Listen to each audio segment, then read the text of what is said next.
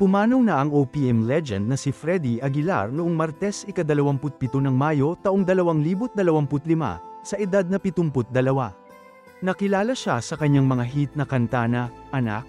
Ang balita ay kinumpirma ng iba't ibang mga outlet ng balita at mga platform ng social media. Si Freddy Aguilar, ipinanganak na Ferdinand Pascual Aguilar, noong ika-5 ng Pebrero, 1953 sa Santo Tomas, Isabela.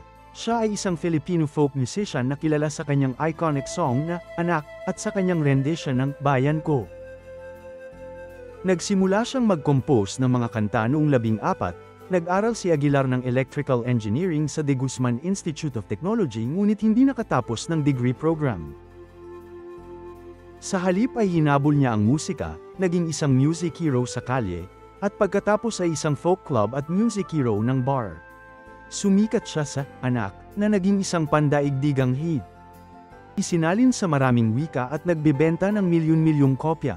Naging tinig din si Aguilar para sa katarungang panlipunan, gamit ang kanyang musika upang matugunan ang mga isyu tulad ng kahirapan at kawalan ng katarungan.